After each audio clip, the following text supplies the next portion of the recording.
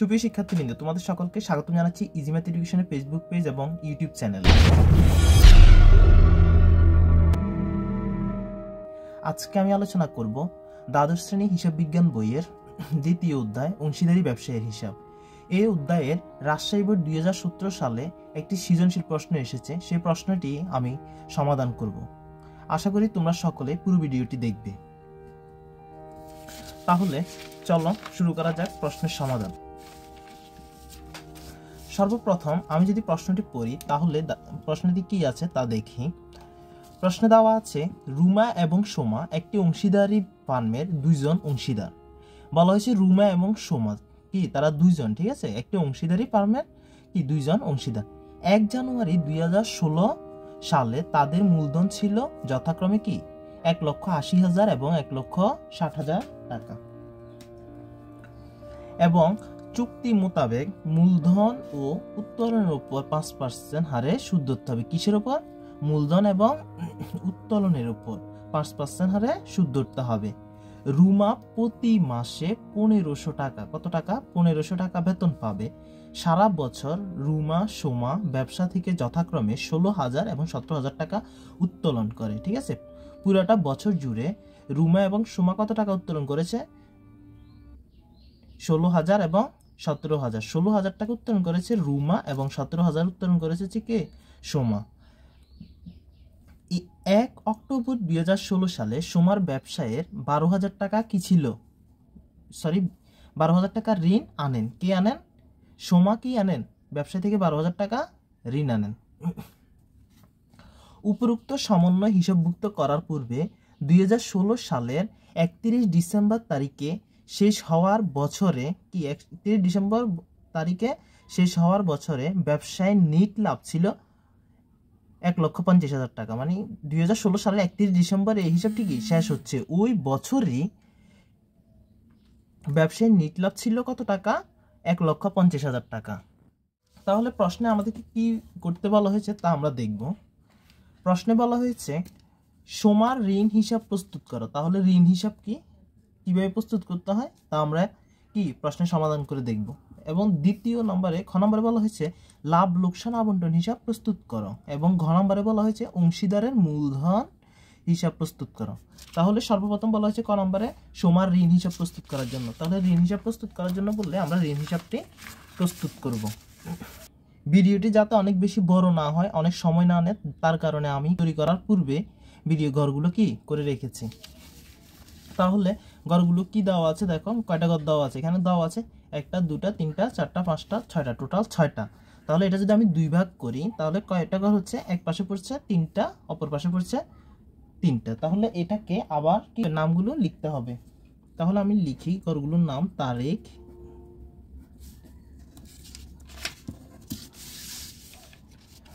বিবরণ, টাকা। এটা হচ্ছে আবার তারিখ, বিবরণ, টাকা। এই ঘরটা কিসের জন্য করা হয়েছে? এই ঘরটা করেছে কি ক নম্বর প্রশ্নের সমাধান করার জন্য। তাহলে ক নম্বর দিয়েছে, তাহলে সোমার ঋণ হিসাব প্রস্তুত, বা লিখবো যে কি সোমার ঋণ হিসাব, সোমার ঋণ হিসাব।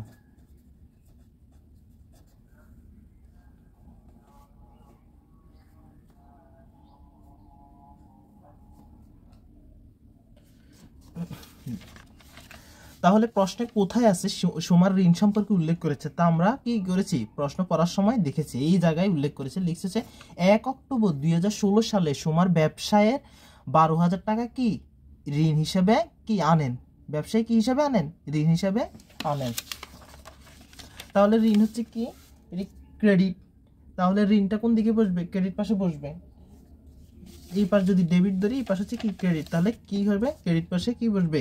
ঋণ হিসাবটা বসবে। তাহলে তারিখটা হবে 2016 অক্টোবর,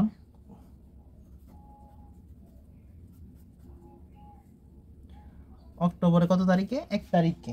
তাহলে আমি লিখবো হচ্ছে ঋণটা কিসে আনছে? নগদে আনছে। তাহলে লিখবো হচ্ছে নগদান। কত হাজার টাকা? 12,000 টাকা। এই 12,000 টাকা আমি কোথায় লিখেছি? টাকার কলমে 12,000 টাকা লিখেছি। তাহলে এখানে ঋণের উপর কি সুদ ধরার জন্য কোথাও বলেছে? কোথাও কি বলা হয় নাই। এখানে বলা হয়েছে শুধু মূলধন উত্তোলনের উপর ধরা হয়েছে। কিন্তু আমি যদি কারো থেকে ঋণ নিই তাহলে আমি কি দিতে হবে? সুদ দিতে হবে। তাহলে এখানে সুদটা দিতে হচ্ছে কি কত টাকা? সুদটা দিতে হচ্ছে কত পার্সেন্ট? 6%। তাহলে আমি এখানে সুদটা দিব হচ্ছে অবশ্যই মাসের শেষে আমি দিব, বছর শেষে ডিসেম্বরের কত তারিখ? 31 তারিখে, ডিসেম্বরের 31 তারিখে ঋণের সুদ হবে কত টাকা? ঋণের সুদ, এই ঋণের সুদটা আমি এখন বাহির করব। কিভাবে বের করতে হয় তোমরা আমার ক্যালকুলেটর দিকে ফোকাস করো। এখানে 12,000 টাকা আছে, ঠিক আছে? 12,000 টাকা কি নিয়েছি? ঋণ নিয়েছে। তাহলে এই 12,000 টাকা আমি কোথায় নিয়েছি? ক্যালকুলেটরে লিখছি। দেন এখানে কত পার্সেন্ট সুদ ধরবো? 6%। কত পার্সেন্ট? 6% সুদ ধরবো, ঠিক আছে? ইউজ করছে সে অক্টোবরে নিলে অক্টোবর, নভেম্বর, ডিসেম্বর, যে মাসে নিচ্ছি সে মাস থেকে গুনবো, ঠিক আছে? October, November, December. তাহলে টোটাল কয় মাস? 3 মাস। তাহলে 3 মাসের সুদ দিতে হবে। যে ঋণটা আমি নিয়েছি এটা যদি আমি 3 মাস ইউজ করি তাহলে 3 মাসের আমি কি দিব? সুদ দিব। এই সুদটা আমি বের করবো হচ্ছে কত? দেখো, এই 12,000 টাকা। কত? 12,000 গুণ কত পার্সেন্ট দিব? 6%। তাহলে কত পার্সেন্ট? 6%। এই 6% ইন্টু কত? ইন্টু 3/12। তাহলে ক্যালকুলেটরটা দেখো কিভাবে করতে হবে। এই 12,000 টাকা গুণ হচ্ছে কত পার্সেন্ট? 6%। এই শিপ দিয়ে কি 720 টাকা, ঠিক আছে? তারপর ভাগ দিব হচ্ছে কত দিয়ে? 12 দিয়ে। গুণ দিব হচ্ছে 3 দিয়ে। তাহলে কত হচ্ছে? 180 টাকা। 180 টাকা। তাহলে ঋণের সুদটা দিয়েছি কত টাকা? 180 টাকা। কেন 180 টাকা দিয়েছি? আমি 3 মাস ইউজ করেছি, এই 3 মাসেরই কি দিয়েছি? সুদ দিয়েছি। তাহলে এই পাঁচটা যদি আমি ক্যালকুলেশন করি তাহলে দেখো 12,000 এবং 180 কত হয়? তাহলে 12,180 টাকা। এই জিনিসটাকে আমি এখন কি করব? ব্যালেন্স সিডির পাশে আনবো। ব্যালেন্স সিডি করব 2016 সালে ডিসেম্বরের 31 তারিখ, ঠিক আছে? বছর শেষে কি হয়? Balance CD. তাহলে ব্যালেন্স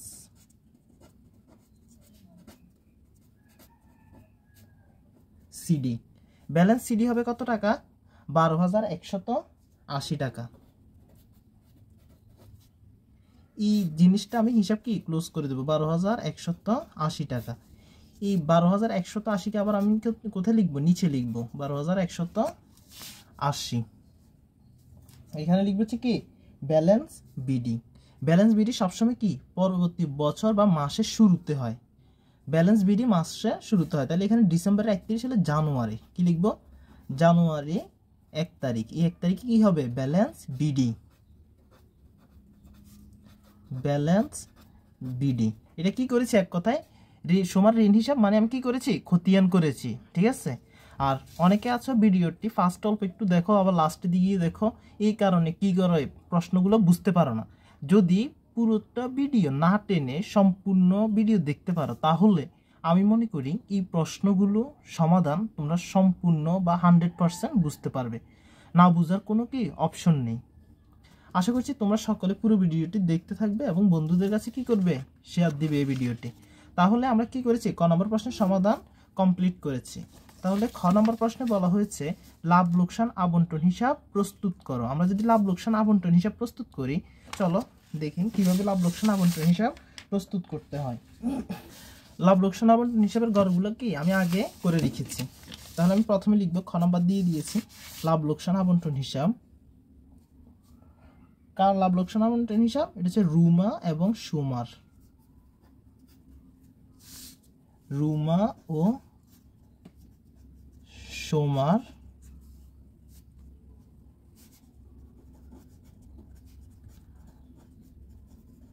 লাভ লোকসান আবন্টন হিসাব কত সালে? 2016 সালে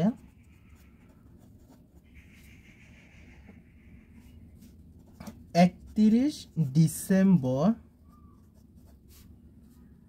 সমাপ্ত বছরের জন্য।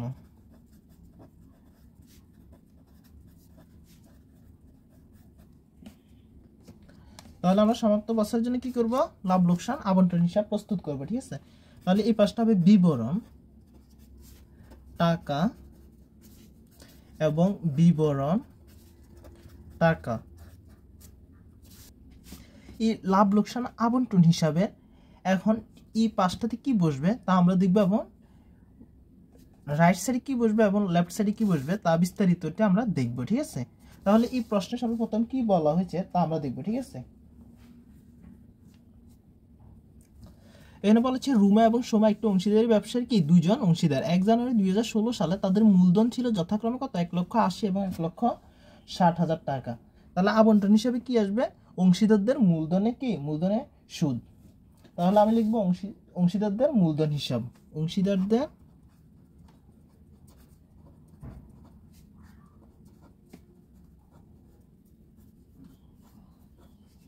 মূলধন হিসাব।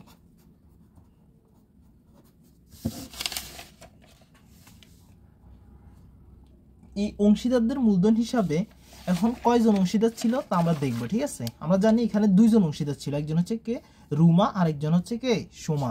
এই রুমা এবং সোমার মূলধনের সুদগুলো কোথায় বসাবো, এই ঘরে বসাবো। তাদের নামগুলো লিখব, রুমা এবং সোমা। এখন তাদের কত টাকা ছিল, রুমার হচ্ছে কত, 1,80,000 টাকা মূলধন ছিল, 1,80,000। এইটা সুদ ধরার জন্য কত বলেছে, 5% হারে কি সুদ ধরার জন্য বলেছে। কত পার্সেন্ট হারে, 5% হারে সুদ ধরতে বলা হয়েছে। আমি 1,80,000 যদি 5% করি, 5 শিফট কি ইকুয়াল দিলে কত, 9,000। এটা 9 দিব। ঠিক আছে, 9,000, এই 9,000। আর সমান হচ্ছে 1,60,000 টাকা মূলধন ছিল। এই 1,60,000-এর আমি মূলধন বের করবো কত পার্সেন্ট, 5%। এটা হচ্ছে 8,000 টাকা। এই দুইটা টোটাল আমি যোগ করব। এখানে 8,000 আর 9,000 যোগ করলে কত হবে, 17,000।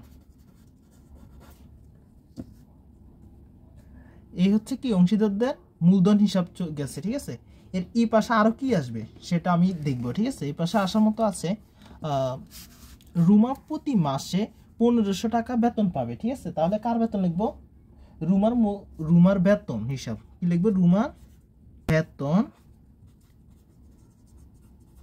হিসাব বা বেতন লিখলে চলবে। কত টাকা, সে রুমা প্রতি মাসে 1,500 টাকা বেতন পাবে। তাহলে এক মাসে বলেছে, তাহলে তা সে 1 বছর যদি এখানে কাজ করে, 1 বছরে কয়টা মাস, 12 মাস।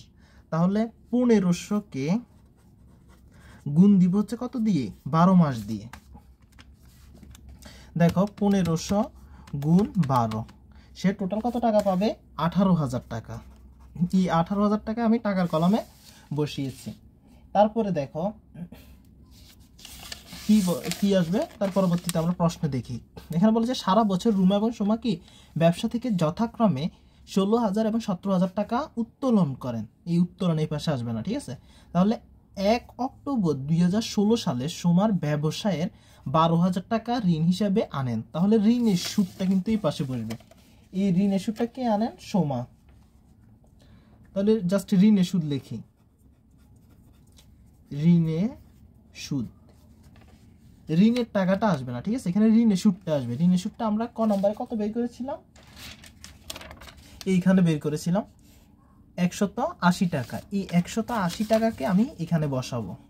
এই 180 টাকা কোথায় বসছে, ঋণের সুদ 180 টাকা কি বসাইছি টাকার কলমে। হ্যাঁ, তার পরবর্তীতে আমরা যদি এই পাশে আসি, এখানে কি আসবে, এখানে লাভ বা ক্ষতি হিসাব। ঠিক আছে, এখানে লিখবো আমরা কি, লাভ বা ক্ষতি হিসাব, ক্ষতি হিসাব বা নিট লাভ। এটা কি লেখা যায়, নিট লাভ। নিট লাভ হচ্ছে কত টাকা, ব্যবসায়ের নিট লাভ হচ্ছে 1,50,000 টাকা। এই 1,50,000 টাকা আমি টাকার কলমে বসিয়েছি।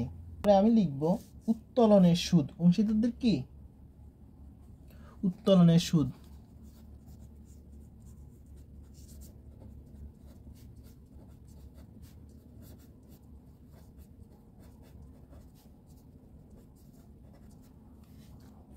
উত্তোলনের সুদ। অংশীদারদের নামগুলো কি লিখে ফেলবো, রুমা এবং সোমা।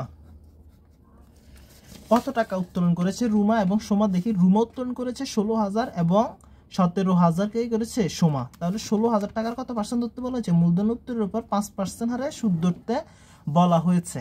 এখানে আমি অংশীদারদের উত্তোলনের সুদ রুমা এবং সোমা লিখেছি, ঠিক আছে। এখানে কখন উত্তোলন করেছে এবং কত পার্সেন্ট সুদ ধরতে বলা হয়েছে তা আমরা দেখবো, ঠিক আছে। এখানে বলছে উত্তোলনের উপর 5% হারে সুদ ধরতে হবে। রুমা প্রতি মাসে 1500 টাকা বেতন পাবে। সারা বছর রুমা এবং সোমা ব্যবসা থেকে 16 থেকে 17,000 টাকা, 16,000 এবং 17,000 টাকা কি করেন? উত্তোলন করেন, ঠিক আছে। এই উত্তোলন করেন 1 অক্টোবরে তত ব্যবসা এত টাকা। তাহলে এটা বছরের মাঝামাঝি ধরতে হবে। কখন ধরতে হবে? এটা বছরের মাঝামাঝি। বছরের মাঝামাঝি ধরতে গেলে দেখো 16,000 ইন্টু কত? 5%, 800 টাকা ভাগ 12 গুণ 6। রুমারটা বের হয়েছে। এটা কারটা বের হয়েছে? রুমারটা 400 টাকা। আর সোমারটা হবে, সোমা উত্তোলন করেছে 17,000। 17,000 গুণ কত পার্সেন্ট? 5%,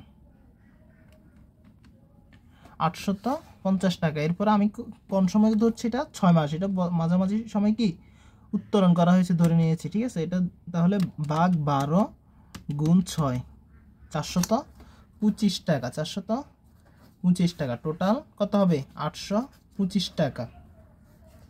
এটা কিসের টাকা? অংশীদারদের উত্তোলনের সুদ হচ্ছে 825 টাকা।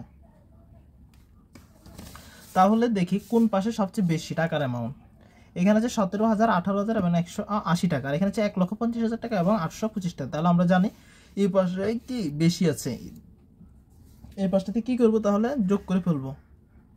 1,50,825 টাকা। এই টাকাটা আমি উভয় পাশে কি করব? বসাবো। 1,50,825 টাকা।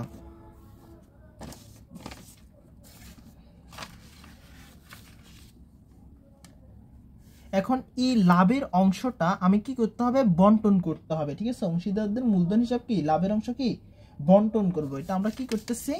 লাভ লোকসান আবন্টন হিসাব। তাহলে আমি কি করব? বন্টন করব। তাহলে এখানে লিখবো অংশীদারদের মূলধন হিসাবে লাভের অংশ।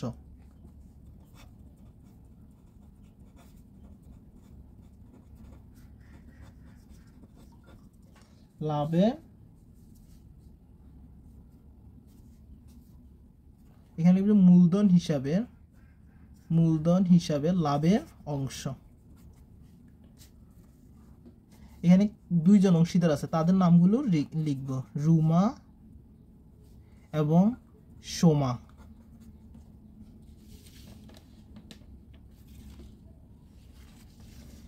এখানে কিভাবে বন্টন করতে হবে তা উল্লেখ করা নেই। তাহলে অংশীদারদের মধ্যে আমরা ধরে নিব কিভাবে বন্টন করতে হবে? সমানভাবে বন্টন করবে। তাহলে অর্ধেক অর্ধেক নিয়ে যাবে, ঠিক আছে। তাহলে আমি এটা উল্লেখ করে দিই ভাবে, তারা অর্ধেক অর্ধেক কি নিয়ে যাবে? সমান ভাগ। এই সমান ভাগ আমি কোনটার উপর সমান ভাগ করব সেটা দেখো। এই টাকাটা তারা লাভের অংশটা সমান ভাগে ভাগ করবে। তাহলে আমি কি 1,50,825 থেকে ভাগ করব, নাকি ব্যালেন্স বের করার পরে যেটা আসবে ওটা থেকে? তাহলে অবশ্যই ব্যালেন্স বের করার পরে। তাহলে আমি 1,50,825 এখান থেকে বিয়োগ দিব 17,000, 17,000 এখান থেকে আবার বিয়োগ দিব 18,000, এখান থেকে বিয়োগ দিব 180। তাহলে থাকছে কত টাকা? 1,15,600 কত টাকা? 45 টাকা। 1,15,645 টাকা। এই 1,15,645 কে আমি কি করব? উভয়জনের মধ্যে ভাগ করে দিব, বা ওরা ভাগ করে নিবে। এটা যেহেতু সবাই সমান ভাগে নিবে, তাই আমি কি করব? এটাকে ভাগ 2 দিয়ে দিলে চলবে। তাহলে একজনের ভাগে আসতেছে 57,822 টাকা 5 পয়সা। তাহলে তো ভাঙি লিখতে হবে না, 22 টাকা লিখলে চলবে। 57,822 টাকা, 57,822 টাকা। এই 57,800 বাই 57,822 এই দুটো যোগ করলে কি আসতেছে 1,15,645 টাকা। তাহলে আমার কি হয়েছে, লাভ লোকসান আবন্টন হিসাবটি এখানে কমপ্লিট হয়ে গেছে। আর আমরা তাদের বছরের ব্যবসা শেষে, তারা বছর শেষে কি করতে পেরেছে, লাভটা দুজনের মধ্যে বা অংশীদারদের মধ্যে কি করতে পেরেছে, বন্টন করতে পেরেছে। আশা করি লাভ লোকসান আবন্টন হিসাবটি আমরা সকলে বুঝতে পেরেছি। আর যদি কেউ বুঝতে না পারো অবশ্যই আমার ভিডিওর কমেন্ট সেকশনে অবশ্যই কমেন্টে জানাবে, আমি বোঝানোর জন্য সর্বোচ্চ চেষ্টা করব। পরবর্তী প্রশ্নে কি দেওয়া আছে তা আমি দেখব। এখানে দেওয়া আছে অংশীদারদের মূলধন হিসাব প্রস্তুত করো। অংশীদারদের মূলধন হিসাব সর্বপ্রথম আমরা কি করেছিলাম, ঋণ হিসাব প্রস্তুত করেছি, লাভ লোকসান দ্বিতীয় ঘ নম্বরে করেছি, এবং এখন তৃতীয়তে বলা হয়েছে বা ঘ নম্বরে বলা হয়েছে অংশীদারদের মূলধন হিসাব প্রস্তুত করো। তাহলে অংশীদারদের মূলধন হিসাব কিভাবে প্রস্তুত করতে হয় তা আমরা দেখব। এখানে হচ্ছে রুমা এবং সোমার মূলধন হিসাব।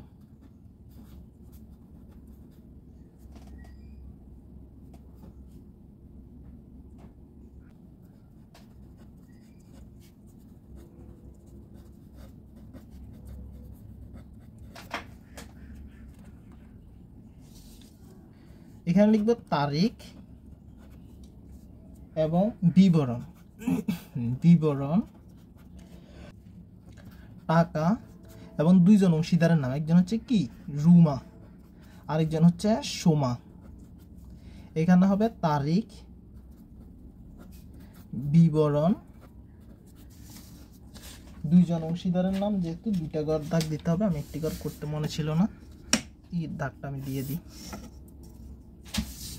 বিবরণ, টাকা, একটা হচ্ছে রুমার টাকার ঘর, আর একটা হচ্ছে কার, সোমার টাকার ঘর। উভয় অংশীদারের নামগুলো উল্লেখ করেছি। তাহলে গড়টিতে আমার আশা করি কারোই সমস্যা থাকবে না। একটা দিক দেখো, ধরো এটা আমি অর্ধেক করি, এক পাশে কি আছে তারিখ, বিবরণ, টাকা, রুমার অংশ এবং কার, রুমার টাকা এবং সোমার টাকা। তাহলে টোটাল ঘর কয়টা, একটা, দুইটা, তিনটে। তিনটার মধ্যে এই টাকার কলমটা কি দুইটা খণ্ড করেছে। এখানে যদি তিনজন অংশীদার থাকলে তিনটা করতাম, চারজন থাকলে চারটা ঘর করে ফেলতাম টাকার। এই সেম ঘরটায় আমি আবার রাইট সাইডে করেছি, তারিখ, বিবরণ, টাকা, রুমা এবং সোমা দুজনের দুইটা কলম কি করেছি, করে ফেলেছি। তাহলে এখন আমরা করব হচ্ছে কি অংশীদারদের মূলধন হিসাব। তাহলে মূলধন হিসাবে সর্বপ্রথম এখানে এই অঙ্কগুলো করার আগে তোমাকে সর্বপ্রথম বেসিক জানতে হবে, ঠিক আছে। এই মূলধন হিসাবের একটা চার্ট আছে হিসাব বিজ্ঞান বইয়ে, দ্বিতীয় অধ্যায়ের প্রথম দিকে আছে। এই চার্টগুলো তুমি যদি মুখস্থ করে ফেলতে পারো, ভালোভাবে বুঝে মুখস্থ করো, তাহলে আমি মনে করি তোমার আর এই ম্যাথগুলোতে কোনো সমস্যা থাকবে না। 2016 ডেটটা লিখবো, ঠিক আছে, 2016 ডিসেম্বর 31। এখানে আসবে হচ্ছে উত্তোলন হিসাব। এটা যদি আমি ডেবিট পাস ধরি আর এটা যদি ক্রেডিট পাস ধরি, তাহলে ডেবিট পাস আসবে কি উত্তোলন হিসাব। এই উত্তোলন করছে কত টাকা, রুমা এবং সোমা। একজনে করেছে কত 16,000, আরেকজন করেছে 17,000। এই 16,000 একদম ইজি, আমি এগুলো লিখে ফেলবো 17,000, ঠিক আছে। তারপরে বলা হচ্ছে এখানে লাভ লোকসান আবন্টন হিসাবে আমরা একটা উত্তোলনের সুদ বের করছিলাম। এই জিনিসটা, এই উত্তোলনের সুদটা আমি এখানে লিখবো, ঠিক আছে। অংশীদারের উত্তোলনের সুদ বা শুধু উত্তোলনের সুদ লিখলে চলবে। ডিসেম্বরের 31 লাভ লোকসান আবন্টন হিসাব, লাভ লোকসান আবন্টন হিসাব কি উত্তোলনের সুদ। এই উত্তোলনের সুদ গুলো কত টাকা, রুমার হচ্ছে 400 টাকা, আর সোমার হচ্ছে 425 টাকা। এটা কিভাবে বের করতে হয় সেটা আমি খ নম্বর প্রশ্ন সমাধান করার সময় দেখিয়ে দিয়েছি। তোমরা যদি ভুলে যাও তাহলে ভিডিওটা আবার পিছনের দিকে দিয়ে দেখে নিতে পারো, সমস্যা নেই। তাহলে উত্তোলনের সুদটা আমি কি করে ফেলেছি, লিখে ফেলেছি।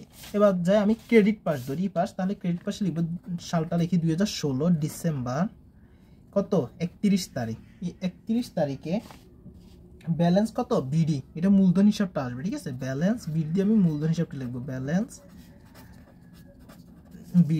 বিডি কত টাকা 1,80,000। এই ব্যালেন্স বিডি হচ্ছে কত 1,80,000 এবং 1,60,000। আমি 1,80,000 এবং 1,60,000 লিখবো, 1,80,000। তোমরা বুঝতে পেরেছো আশা করি। 1,60,000 এই 60,000। এই রুমার কলামে ব্যালেন্স বিডি 1,00,000 কত 80,000 এবং এখানে 1,60,000 টাকা। এখানে লাভ লোকসান আবন্টন হিসাবে কি লিখবো? মূলধনের সুদ। তাহলে 31 লাভ লোকসান আবন্টন হিসাবে মূলধনের সুদ, মূলধনের সুদ, মূলধনের সুদটা হবে কত? মূলধনের সুদ আমরা কত লিখেছিলাম? 9,000 এবং 8,000। রুমা কত? 9,000 আর সোমার হচ্ছে 8,000। আর বেতন আসবে আবার কোনখানে? এই ক্রেডিট পাশে। বেতনটা কত নিয়েছিলাম? বেতনটা হচ্ছিল কত? খ নম্বরে আমরা লিখেছিলাম 18,000 টাকা। সে প্রতি মাসে 1,500 করে কি বেতন পায়। টোটাল 12 মাসে কত আসছে গুণ করছি আর 18,000 টাকা আসছে। এই 18,000 টাকা আমি কি করব? কে পাই? রুমা পাই। তাহলে রুমার কলমে 18,000 টাকা লিখবে। এটা যদি সোমাও পাইতো বা উভয়জনে পেত তাহলে উভয়জনে করে বসাতাম। এটা যদি একজনে পাচ্ছে বেতনটা তাহলে এই 18,000 টাকা যে পাচ্ছে তার ঘরে। এখন এখানে পাচ্ছে হচ্ছে কে? রুমা। রুমার কলমে বসিয়েছি। তারপরে লিখবো হচ্ছে মুনাফার অংশ। মুনাফার অংশ। এই মুনাফার অংশটা কোথা থেকে লিখবো? এখানে খ নাম্বারে। তার মানে তুমি যদি মূলধন হিসাব প্রস্তুত করতে যাও অবশ্যই তোমাকে কি করতে হবে? লাভ লোকসান আবন্টন হিসাব প্রস্তুত করতে হবে। দুইজন অংশীদার কত করে পেয়েছে? 57,822 টাকা। 57,822 টাকা। এই 57,822 57,800 কত 22 এগুলো আমরা কি লিখে ফেলেছি। এই জিনিসগুলো এবার আমি ক্যালকুলেশন করব। অ্যামাউন্ট সবচেয়ে কোন দিকে বেশি আছে দেখি আমরা।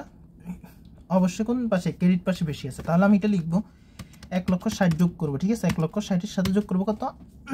8,000 টাকা প্লাস 57,822 টাকা। আমি কোনটা? সোমার কলাম দিয়ে শুরু করেছি। ঠিক আছে, তাই 2,25,800 কত 22 টাকা।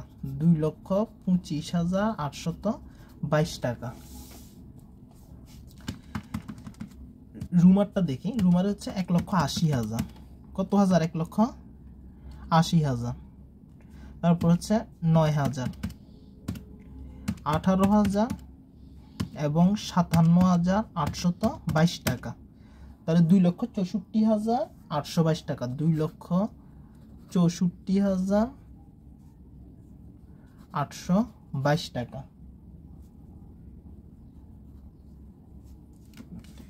এই টাকাটা আমি উভয় পাশে লিখব। তাহলে 2,64,822 টাকা, 2,25,822 টাকা। তাহলে উভয় পাশে লিখে ফেলেছি।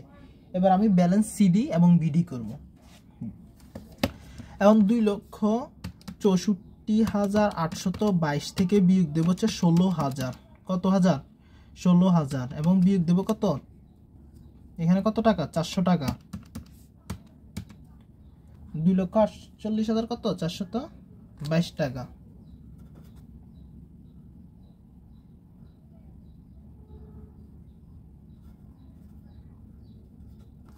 22 টাকা।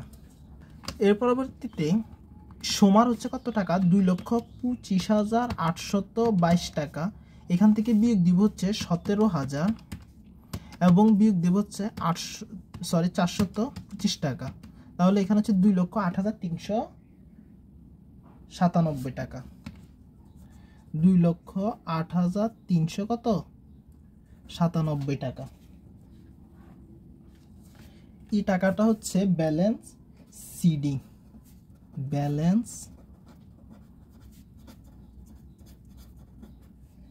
সিডি। এই টাকাটাই এখানে লিখবো ব্যালেন্স বিডি হিসাবে। তাহলে ব্যালেন্স বিডি হচ্ছে কি? ডিসেম্বর হলে জানুয়ারি 1 ব্যালেন্স বিডি। ব্যালেন্স বিডি 2,48,422 এবং 2,08,397। আশা করি অংশীদারদের রুমা এবং সোমার কি মূলধন হিসাবটা আমরা বুঝতে পেরেছি। আশা করছি তোমাদের কাছে আমার এই ভিডিওটি ভালো লেগেছে। কোনো সমস্যা থাকলে অবশ্যই সমাধান নিতে পারবে।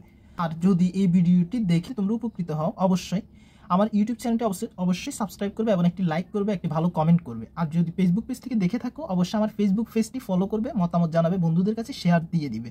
তোমাদের সকলের জন্য শুভকামনা রইল। নতুন ভিডিও দেখার জন্য আজকের মতো এখানেই বিদায় নিচ্ছি। ধন্যবাদ।